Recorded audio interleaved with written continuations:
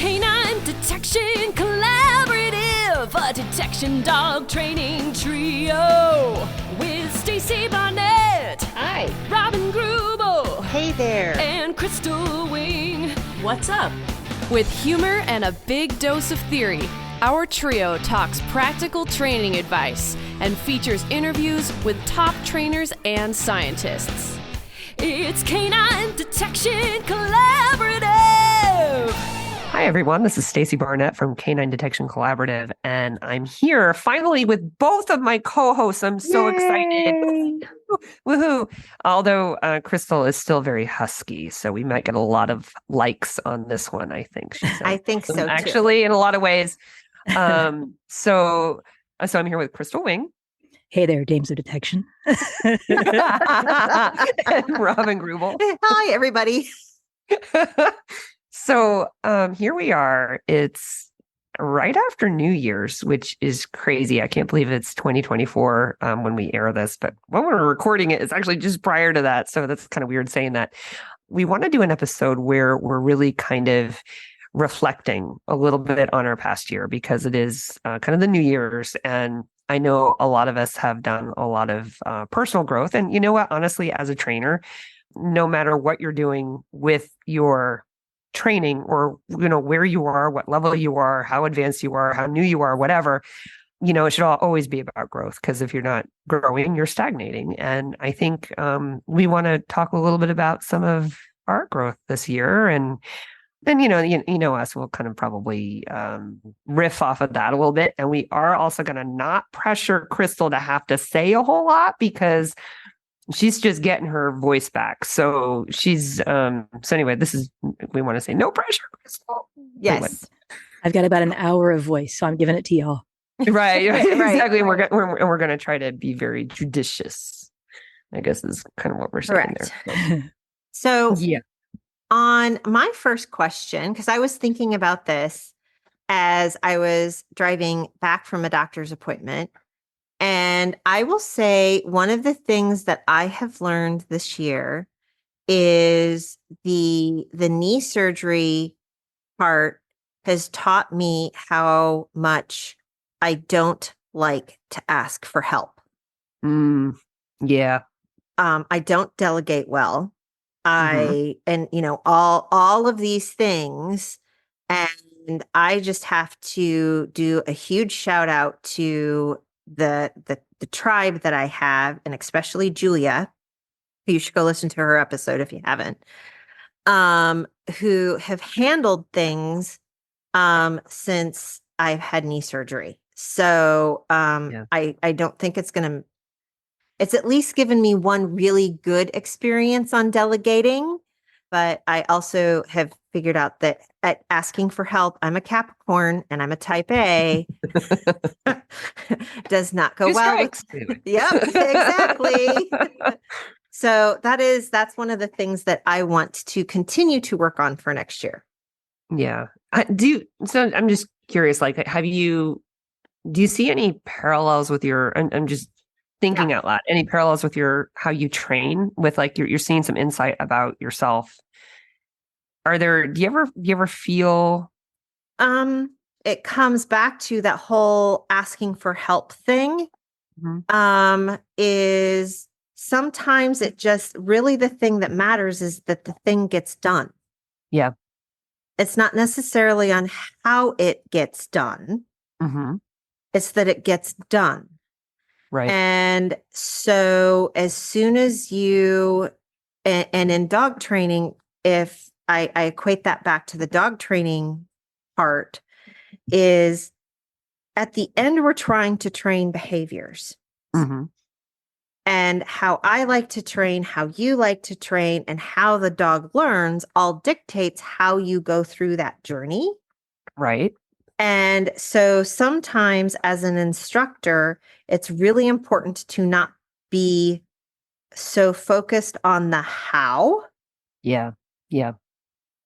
But to make sure that the animal is learning the behavior it needs to learn, and you're being fair to the dog. So, and the human, right? Got to be fair to both of them. So it's a complicated, what you're saying then is that makes it a very complicated type of decision process where it's not a black and white, It's not a kind of methodology. situation. I mean, it comes down to, I have people who show up here to train with me who Yeah. have polar opposite ideas on how they train. And when they leave here, I know that they might take a tidbit of what I said, Yep. but they Mhm. may not take the whole thing, and they're not going to train the dog how I would train the dog. Right. And that it's okay. Yeah. Yeah. And so I think that people get on these little islands Mm-hmm. of, no, this is the best way to train. Well, that's the best way to train for you and Yeah. for that particular dog. And it's Yeah. okay. Yeah. Yeah. It's So- that's an interesting conversation. It really is. Yeah. And as an instructor who also gives, like, when you're teaching seminars, it's like, it's kind of, you have to kind of put yourself into that, like, non-judgmental situation also, right? Yeah. I mean, I've been in that. I mean, you get people and you're like, okay, these are your training choices. I'm not going to. Right. Well, and so, Yeah. and you do spend some time in your head going, why the bleep did you do that? Right. And or whoever told you that didn't understand this concept very well or something. But Yeah. people don't know. No. And it's okay. And that's why they go to training. Yeah. And Yeah. we're all on a journey. Absolutely. And I think that's where being a positive reinforcement trainer in bite sports, I feel a lot of that, where people will say you can't do it, which I think is funny because we've been doing it. Right. But then you get behind the doors, you're doing this. Okay.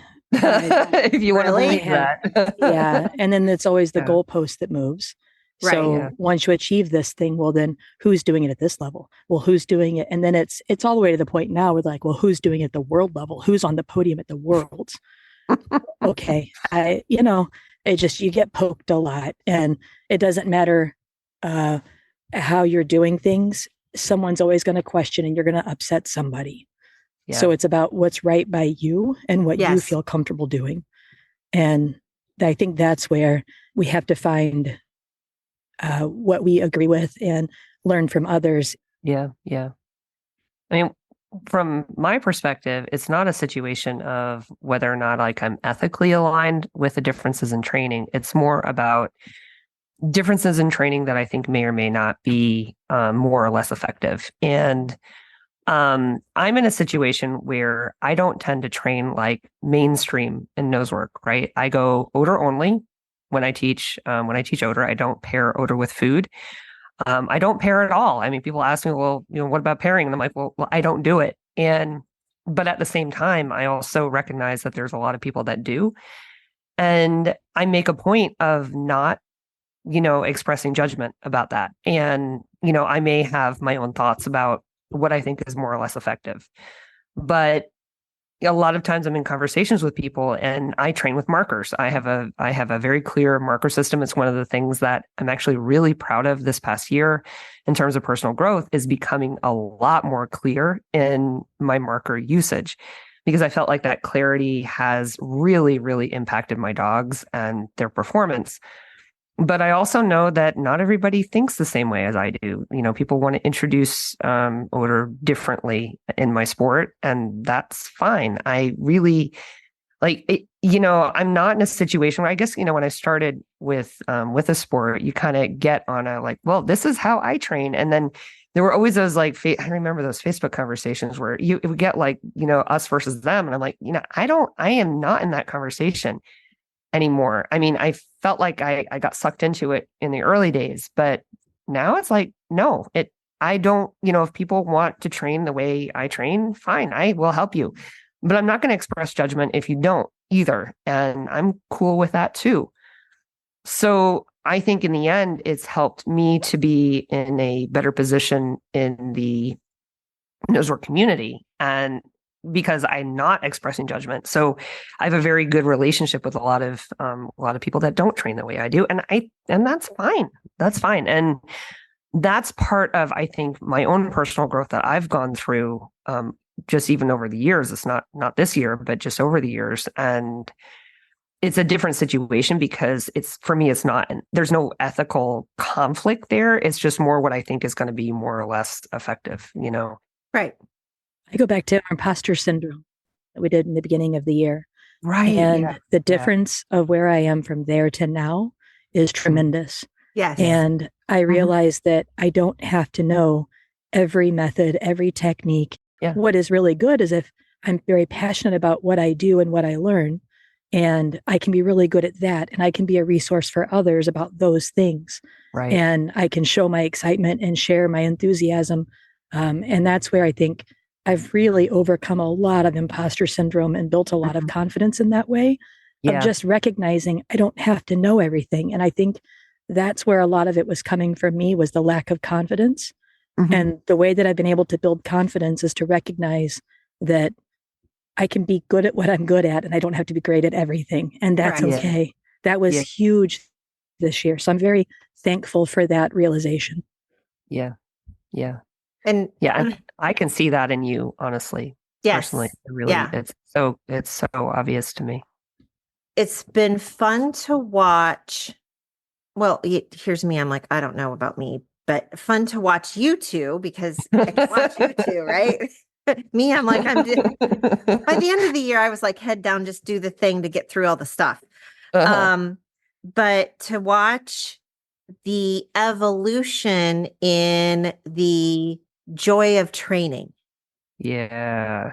That has come, and especially Stacy with all of the new stuff that you're doing for the ARSA stuff. And then Crystal, it's been every time you send out, I'm sure people would be totally shocked to know we have a Facebook group, that a Facebook chat where we chat like every day.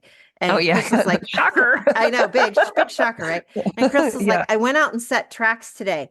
And there's this little part of me, the little part in my head that's doing the little cheering section that's like, tracks. That Stacy's like, that's crazy. Why would you do that? Oh, no. I'm like, that's psycho tracking, but I'm like, I want to learn it. That's what I was, psycho tracking. Psycho tracking. Right. Yeah. And so, to have those little cheer squads that you do that, and to see kind of some of that joy of training and playing with the dogs and that sort of thing has been fun to see. I do definitely feel like I personally feel a lot of growth there, where, I've spent a lot of the recent years just really focused on just one narrow slice, and branching into other things that, like working on a lot of the obedience stuff that I hadn't really done with some of my dogs recently, and especially in a different way. And oh my gosh, just the fun stuff of just teaching my dogs how to climb ladders, except Powder just really isn't there yet. But it's just she just does not do, I do not go slow. Right. Slow and careful, not part of her repertoire. But that is a training challenge for next year. It's been so much fun. And I think for myself, I feel a big difference in where I am in a headspace at the end of the year than I was at the beginning of the year. I think at the beginning of the year, it goes back to maybe, probably some of that imposter syndrome too, and then feeling like extra pressure about performance, and I could feel that was like this heavy weight on me when I competed. Summit felt a lot harder, honestly, at the beginning of the year than it does now, and I think a lot of that has to do with just the pressure, and I think I've come to terms with some of that. Well, it's a lot of internal pressure. It's internal pressure. I mean, the internal pressure of certifications and, those perfect training videos that everybody expects you to always turn out, which turns into one of those things that you're like, you do realize, people, that training is messy. Yeah. Crystal's really, I think we were talking about that at one of the distraction camps, and teaching people how to putter isn't the right word. Tinker. Yeah. And Crystal, you're so good at that. Oh and my gosh, yes. That. Like, you model that on Facebook in your videos, and I show all the warts and all, especially on my CBK9. Yeah, but your warts Yeah. aren't wartish. It's like you're just seeing like this evolution of like this is I'm crafting this and it's not, and the craft isn't perfect, but you can see how that imperfection is leading you to the greater goal. And that is something that you're really talented at being able to show. Thanks. And I think, and that's super cool. And I don't know if I don't think I'm there yet. I'm going to be honest with you. Like, I really don't think, like, I see what you're doing and I'm like, hi, man. I do that a lot. You know, if I post warts, I'm like, oh my gosh. At the same time, I think we're in such a different place because my full-time job is a high school art teacher. And so I do dog training as it's my hobby, it's my passion, and I like to help others, but it's not, I don't have so much weight on it like you have to. Well, I don't know. I think it comes down to, because the most of the warts I'm showing, they're not nose work related, right? It's like if I put out a healing video and I'm like, I've been working really hard on this, and this dog, I mean, Brava is actually really tough to work through this because of a lot of different reasons, and not to mention her mouth. And I've worked so hard, and so I'm really proud of what I'm doing. But then I feel like, okay, now I got to do this duck and cover because, you know, now I'm gonna, you know, people are gonna be pointing out the warts, and I'm like, I know they're there. Like I don't. You know, this is where my head goes. It's like, I don't need you to tell me. Yeah. I'm like, no, you know, I don't want your, you know, and that's where my head goes, is like, I don't want the advice. Because I feel like, you know, I've got like, it's just too much for me to deal with. I have enough critics in my own head. Right. Exactly. Right? Exactly. That I don't need a whole lot of other people jumping on the bandwagon. Yeah. Well, I'll add to that too. Back in October, when Checkmate, the day before, I was like, I can't believe it. Checkmate's feeling so much better. He's had 2 total hip replacements, for anyone that doesn't know his story. And we've gone through all the healing of that. And finally, we're getting back, and we're just to the point where we can start doing jump grids and actually getting ready to start competing again. And I was like, I can't believe, like, he's acting like a normal, you know, Malinois, like he's jumping. And literally that very next day, he jumped up and landed on his water bowl and broke his foot. And that was back in October. It's now the end of December, and it's still broken. And we're having the hardest time getting it to heal. We're probably going to have to plate it. So January 25th, I go back for the next x-rays. So we've been on crate rest since the end of October, all the way through the end of January for a broken foot. And of course, when I post this, I posted the video because it was on my little Arlo camera, security camera. Yeah. And even there, people are giving me advice about, you know, I should have a collar on him, and I should have moved the bowl, and I should have a different kind of bowl. And it's like, I don't think people are willing to understand that mistakes happen, accidents happen. And, you know, we don't need to beat people up. And I think people are coming from good intentions, but I hear what you're saying, the duck and cover. Because it's hard. It gets heavy sometimes, where just let it be, you know, like say, wow, it was a freak accident. Can't you just say, wow, that's a freak accident? You don't have to put your advice in. You don't have to put what you could have done and should have done, because just assume the person already feels that. They already know that. Yeah. Or they've already tried.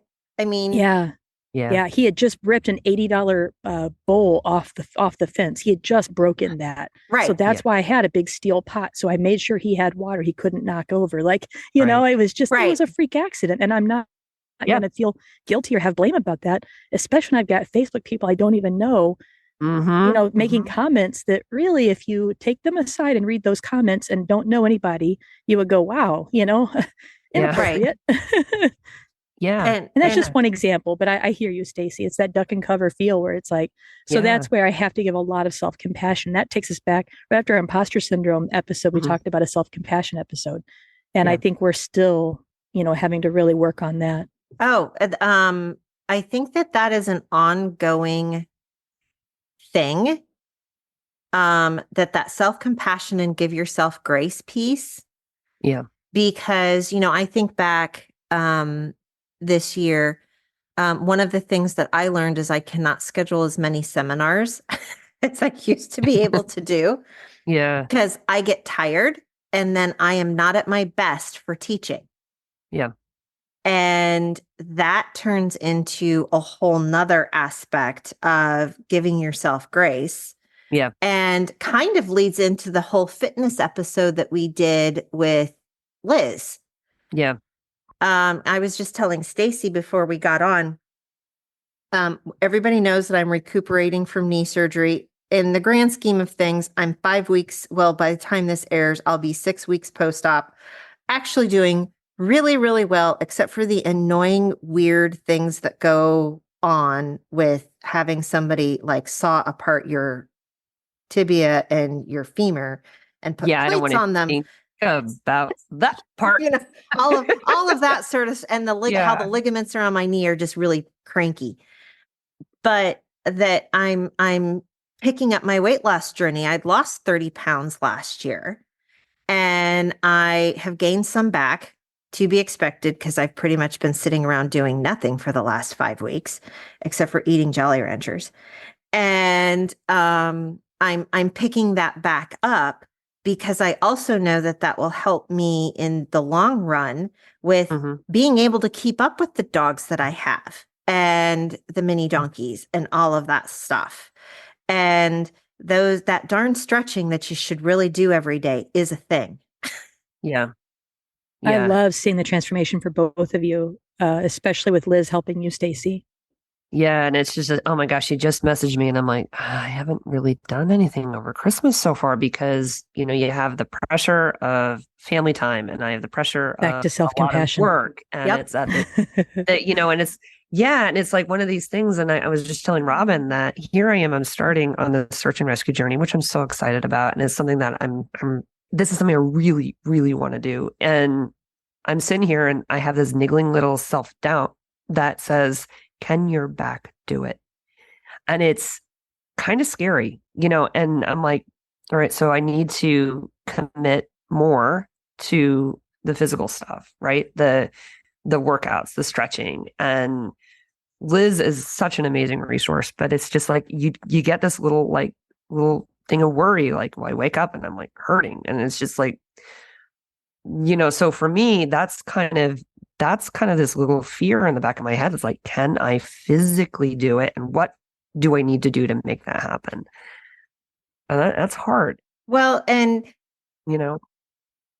not only us physically being able to do stuff, but I'm looking at my dogs and thinking that by time I get done with rehab, they will pretty much have gone 8 weeks of basically hanging out in the backyard, drinking beer and watching the donkeys, like donkey TV, right? Yeah. And so I'm going to have a period of time, and I'm hoping, and unfortunately, just because of how my schedule works, but we have a list of episodes that we did. Bobby Lyons is one that we did for Canine Fitness as well. I'm going to have to go through a whole process of spinning my dogs back up. And so not only is it spinning me up, it's spinning the dogs up and getting everybody back on point. Yeah. So I was on such a roll. Bobby had amazing setup for a check. And every morning I was even on my CBK9, I was posting before I went to work. Yeah. I was posting a little video of all the fitness I was doing with each of my dogs. I would take 5 minutes, I'd post it, and it was hold me accountable. It was so great. And then I'll tell you, when one dog takes a crash for me, the mental health side of it is so rough. Oh, yes. And so then I just quit doing conditioning with all 3 of them. And then I quit training as much. And, and I almost have to heavy. I almost have to avoid being at home a lot because then it's like I get in this spiral. So I have to let Checkmate be at home in a box, and I have to load up Yukon and Radish, and we have to go somewhere, or else I don't do them, the service that they need. And then Yukon, he has bad elbows, and his other elbow that hasn't had surgery, it has a bone fragment that goes around inside of it. And when he walks, you can hear it clicking. And so it's really bothering him right now. So I'm like 1 for 3 for healthy dogs. And then you want to look at Yukon and say, stop jumping on the roof. Oh, right. Right. I think I have all that figured out. I took down, you know how I had like an obstacle course built in the backyard. Yeah. And, I took most of that down because I found that he was jumping from that. It's over a 10-foot span that he was jumping from there to get onto the roof of the house. That's crazy. Insane. I couldn't believe it. Insane. So I took all of it down. I'm like, no more. There's no excuses. There's no reason. So I don't think they can do it anymore. Knock on wood. Yeah. Because Radish joined him. Yeah. Because Radish watches him do it and she's like, I can do that too. So that looks like fun. She would have Let's idolized Checkmate. I wish she'd idolized Checkmate, not UConn. But she's not related to Checkmate. That's true. That's true. Like, isn't she like a quarter UConn or something? Yeah, they have the same granddad. Yeah. So, but it's been interesting because we had Melissa Stagnaro on who did the ARSA episode, and it has been so fun to watch both of you. And it seems like this whole community around become really, really interested in ARSA and IRO and all of that sort of, and Evolution Working Dog Club out of St. Louis. You guys are now approved.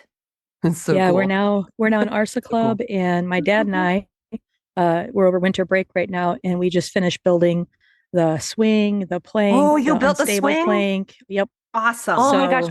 I need like plans. Like I need to try to figure out, that's the piece I haven't built. And I'll send you like, what I've been doing is documenting what we're doing. And so that way I'm going to put a thing together. So if any people want to make it.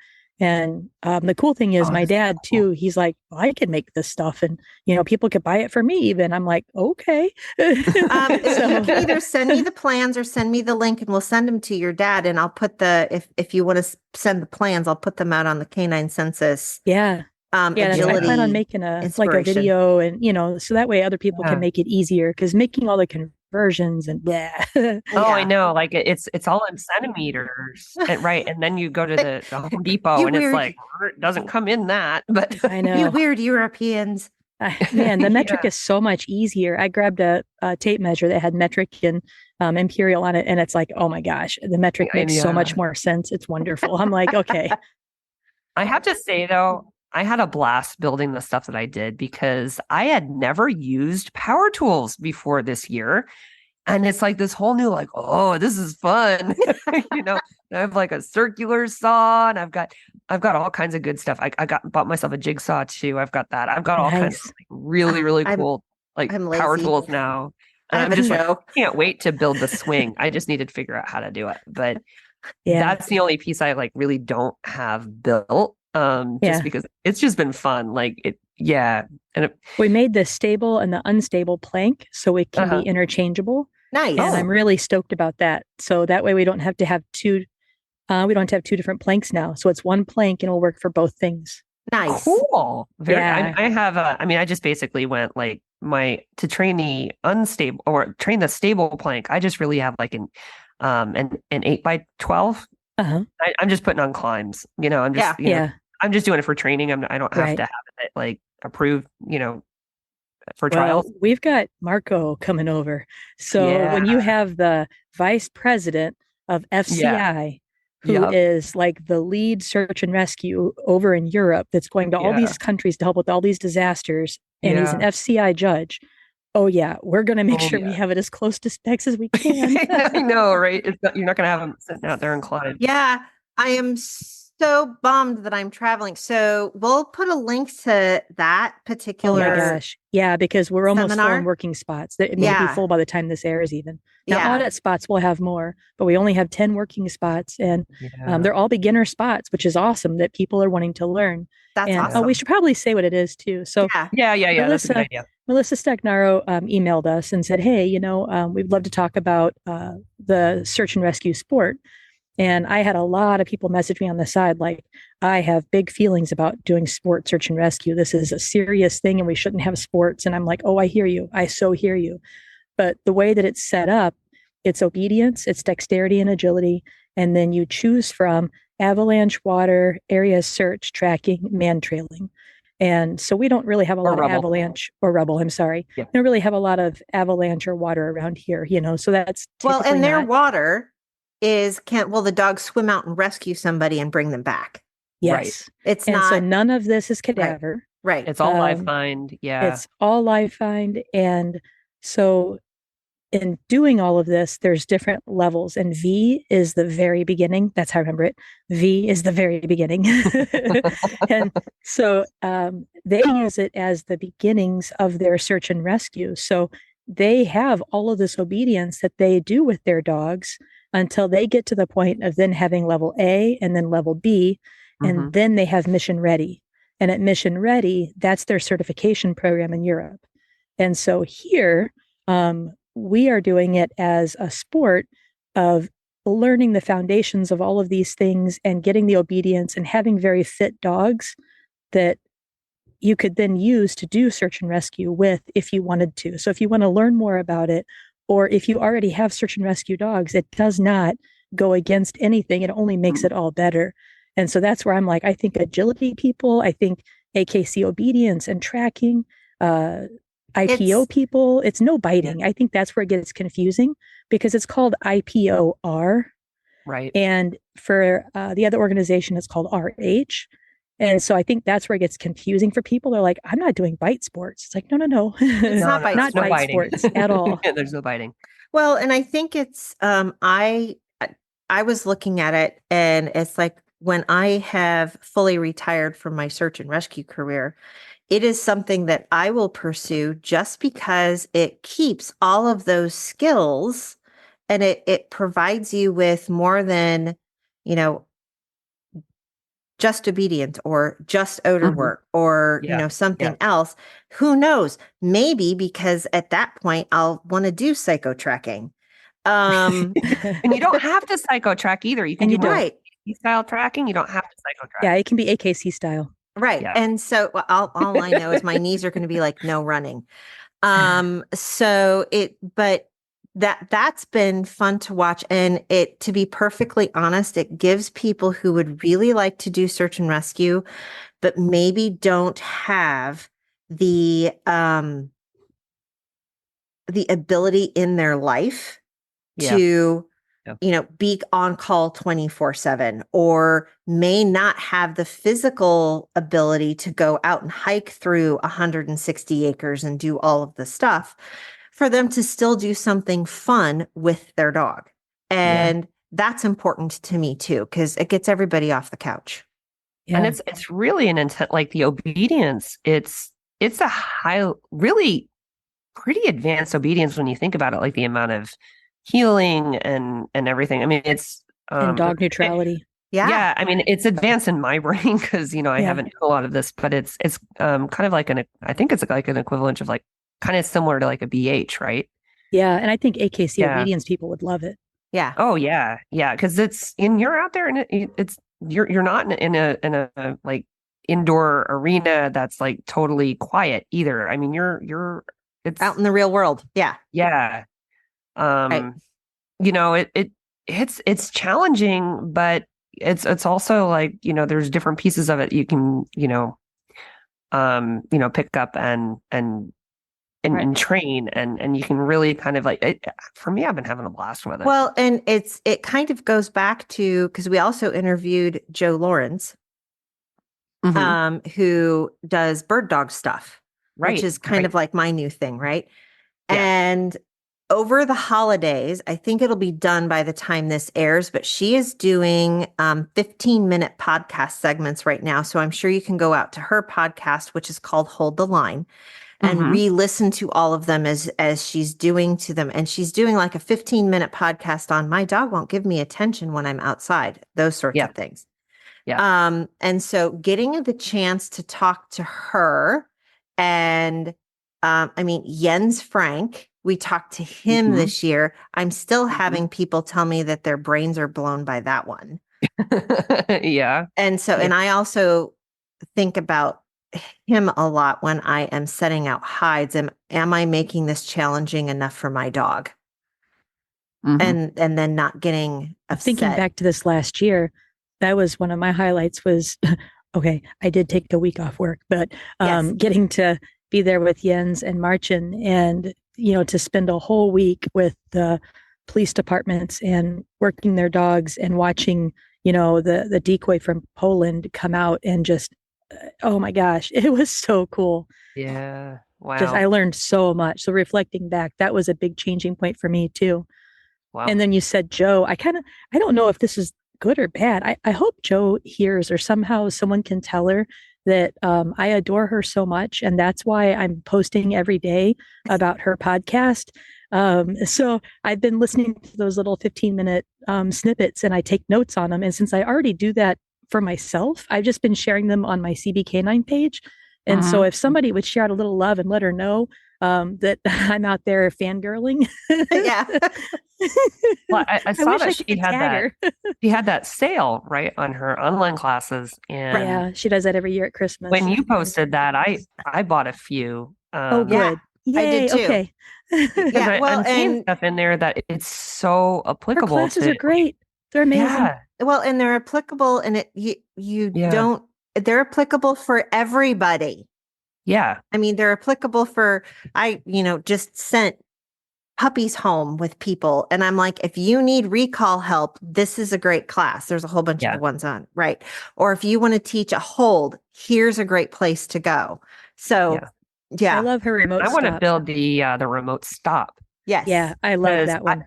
I've got in my so I'm starting this new journey with Prize, right, for live find search and rescue. So I'm realizing she's gonna be far away from me, off leash, out in the wilderness. And honestly, my biggest fear are roads, Yes. cars. And I'm seeing that for my purposes, I need the remote stop for kind of an Safety. emergency situation for It's a safety. safety issue. Oh, yeah. So I bought that class because I want to work on the ability to stop her on a dime no matter where she is. Yeah. Absolutely. You know? And I think that that's one of the things that's really important for people to understand. And it goes back to methodologies and training and safety. Dogs are dogs. And I Yeah. was just talking with somebody not Yeah. too long ago that lost a dog because it was a dog. It saw something across a busy road and it took off. And Yeah. all of the emergency stops and everything in the world, it failed to recall and got hit by a car. Oh my God. Right. And, devastating to everybody involved. And, nothing kills a dog faster than being a dog because we get complacent. Yeah. Well, and And they're so- constantly trying to figure out ways to kill themselves. They I feel are. like that's my job. I'm just Yeah. trying to figure out how to keep the damn thing alive. I was talking to it was really funny. I was talking I to my know. vet about, farm stuff at one point, and he looked at me and he said, dying is easy, living is hard. And I was like, so true. okay, yeah, farm vet. Oh my gosh. Yes, Like this just is true. honestly, working powder, just in normal Yes. nose work. I sent you guys a screenshot where I'm like, Yeah. okay, I don't want to put like an explicit on here, but I definitely had a word coming out of my mouth that was explicit with her launching herself into a tarped area. That's what she does. And you don't know what's underneath there. No. And yeah, all of this sort of stuff. And you're like, bleep. I know. I know. And I'm like, I said, and then, of course, the response was, it's all on your face. That's a screenshot from this video where I'm just like, And now I have the image for this episode, just so you know, Stacy. That's oh, gonna no, be no, no, there. no, no, no, no, no, not that one. No. Come on. We talked about being vulnerable. Come No, on. no, no, it's no, great. not that I one. love it. Well, it Not has that more one. to do probably with not letting the people know where you were training that your dog did that. Yeah, it's more like she didn't break anything. That was on her or whatever she jumped on. So it was more that. Okay, Yeah. fair. But I was it's just trying to keep her. People say, well, why didn't you pick her for, the search and rescue? And part of it is she's less aware of her mortality than some of my other dogs. Yes. Total valid point, actually. I mean, there are dogs that I watch, well, and even the puppies that we currently set home, or even Flash.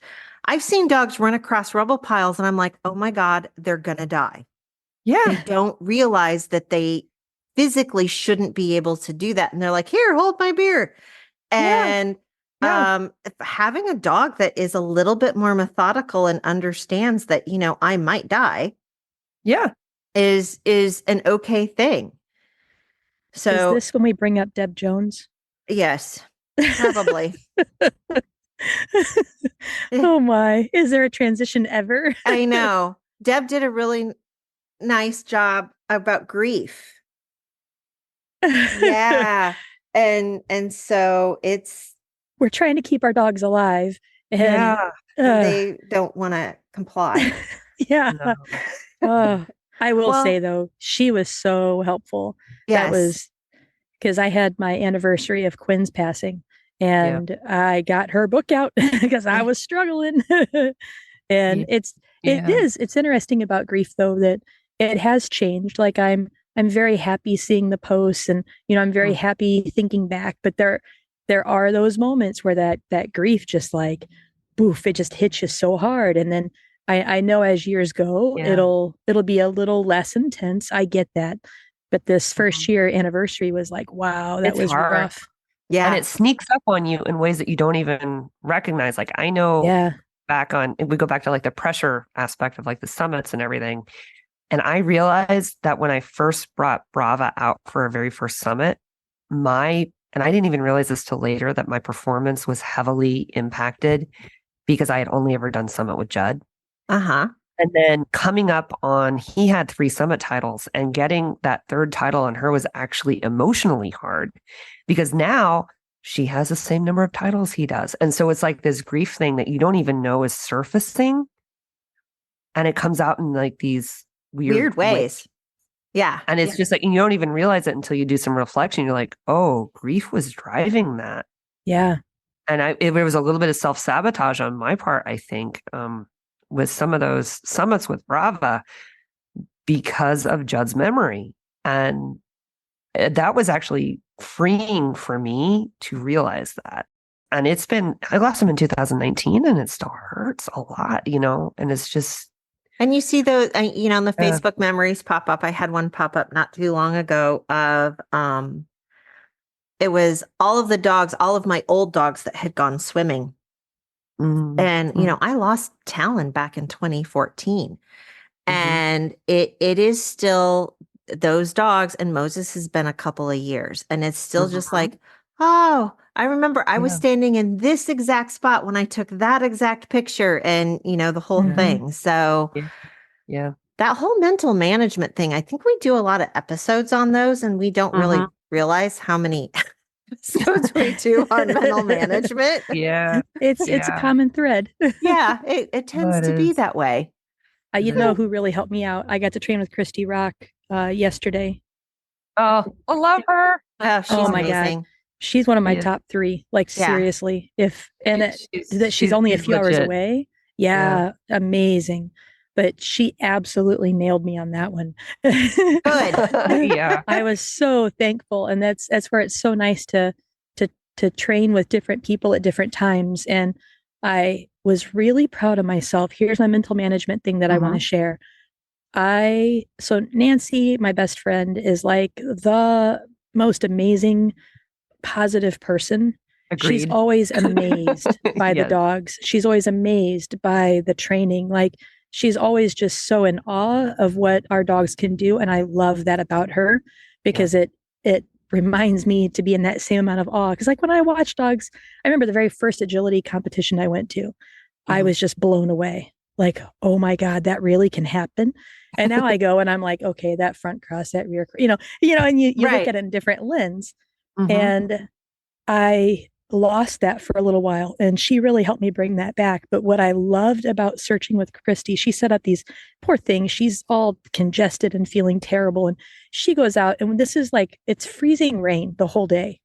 So she goes out and sets up 5 different areas of problems. And we go out and we run them. And when I was done, even though there were a lot of problems, the first thing I thought? How happy I was about the good things that Radish did. Yay! I know that sounds like everybody should have that. Like, why is that such a special thing? But that's not where my head was, even just back in September. Yeah. And it was very, like, well, it should have been this criteria, should have. And instead, when we were done searching, even though she struggled and I struggled at times, my overall and immediate feeling was, I'm very proud of her. She recognized every odor. She's never smelled any of those before. She loved the game. She was committed to doing the thing. And the rest of the stuff is cleanup. Yeah. And so think about how we just started this whole entire episode about the fact that the first thing when you think about when you post stuff online is that people pile on you. Yeah. About how bad things are. And we forget a lot of the time in our own mental management that it is easier for us to always focus on the things that have to be fixed. Yeah. Than the good things that just happened. And sometimes we really just do need to focus on the good thing that just happened. You know what? I kind of just thought of a January challenge. What? I think what I might do in January is I might show videos, but this sounds, I don't know, it feels weird though, of just saying, please point out something good that you saw in this video. I actually think we should do that because I like that a lot. Because we spend a lot of time, even if you think about how we tend to coach people to watch their videos, is we're always looking for the thing that didn't go well. You can fix it the next time. So what happens is if we start training people and talking to people about, no, tell me the one thing you really liked about this video. I like it. Yeah, I do. Crystal's going to do that in her group.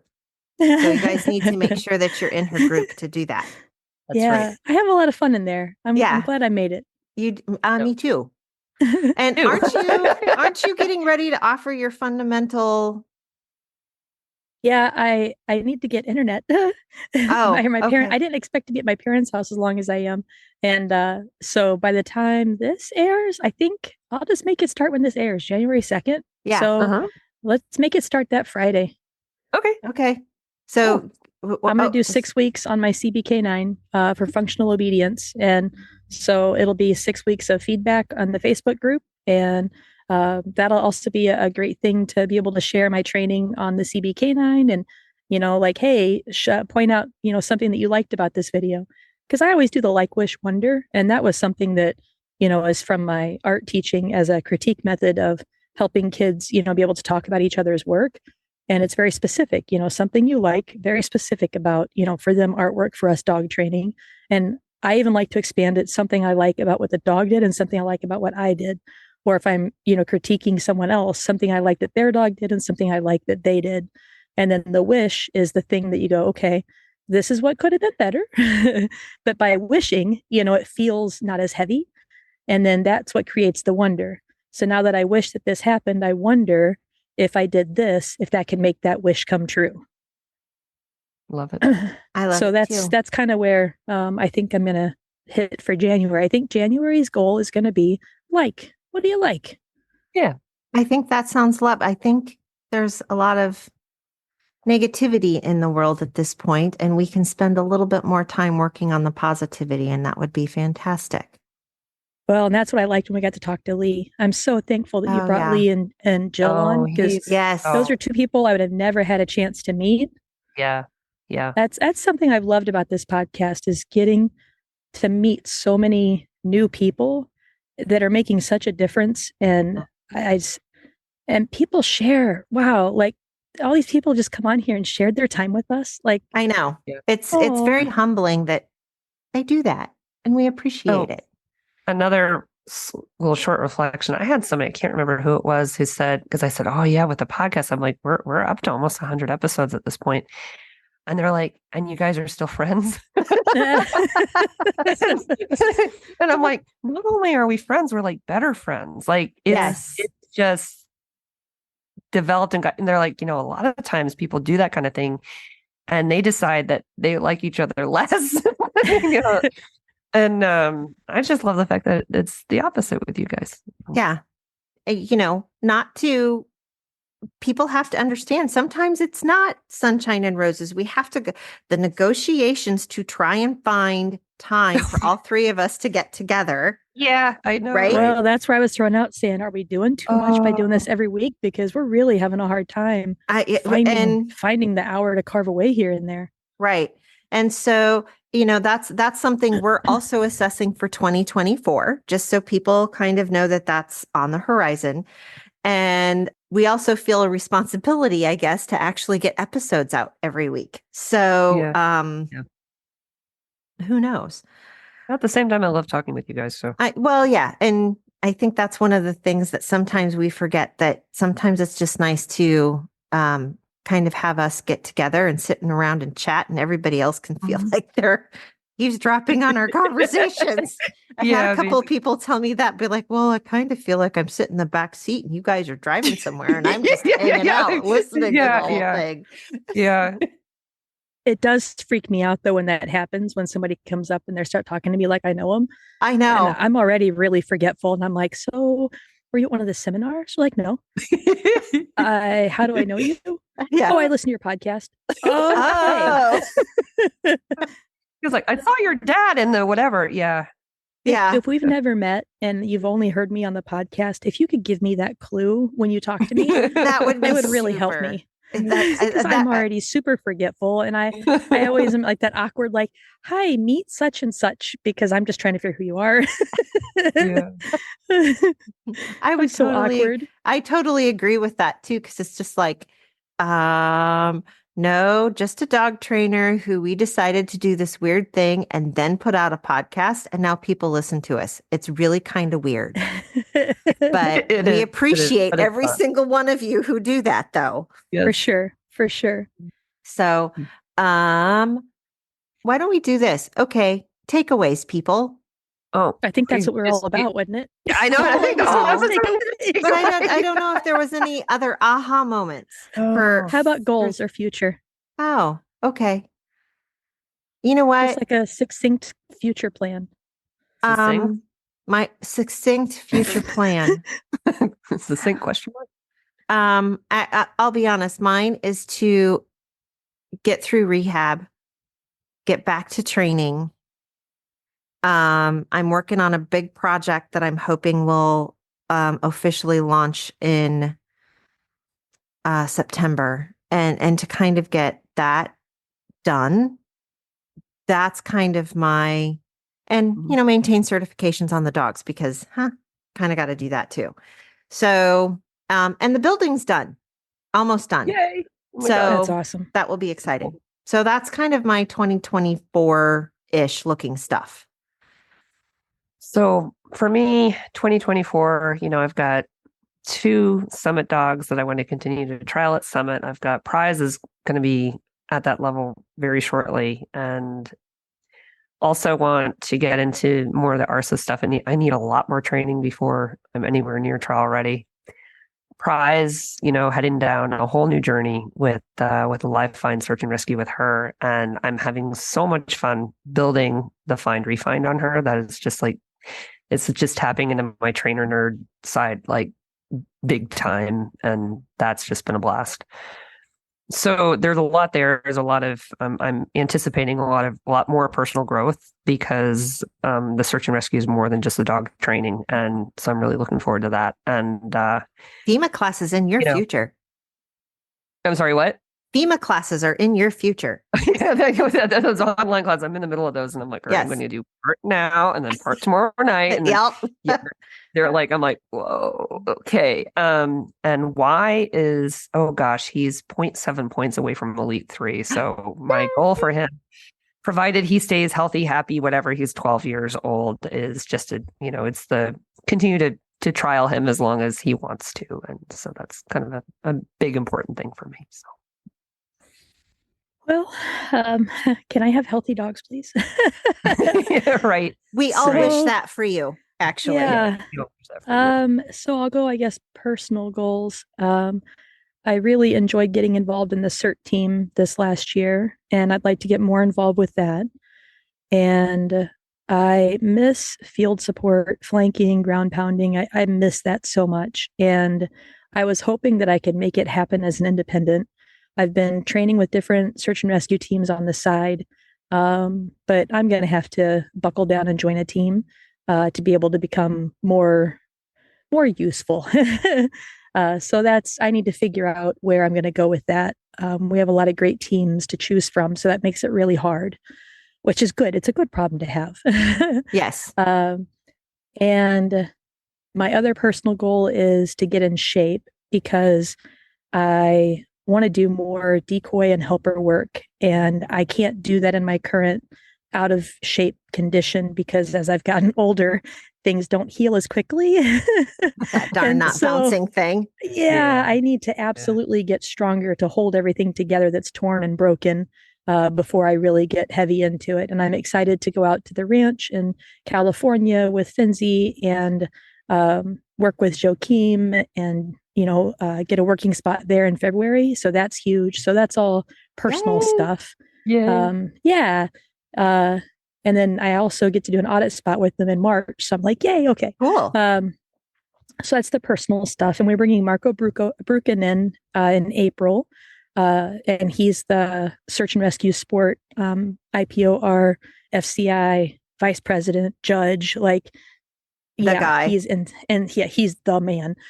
So prepping for all of that, so there's a lot of responsibility. Well, and aren't you guys doing like Mondio Nationals or something silly? Yeah, well, not silly, but we're not actually listed as co-hosts, but we're making a lot of the hides and the send away, and we're doing a lot. Right. Like Dad and I are making a 16-foot pirate ship because the theme is pirates, and so I've been collecting old play sets on Marketplace whenever they're free. I go and pick those up. So it's going to be pretty spectacular. Like when we do Mondio, we do Mondio. Yeah. So we're helping host that in April. We also are hosting a trial for IGP in the spring, and we're also hosting another trial in the fall. So club-wise, we're a very small busy. club. So that's all stuff that's not even just my dogs. So now my dogs, Radish, I need to build more confidence for her and for me, and that's just a matter of young dog, newer handler. We just have to see more scent theory. Yeah, that's an everyday. I'm excited for that. For Checkmate, if I could get him healthy, that would be awesome. The boy wants to jump. He feels good. Like his hips are finally strong. If he can heal and that bone doesn't cause us more issues this year, we have the potential of doing IGP1, MR1, and PSA1. So that's my goal this year for him.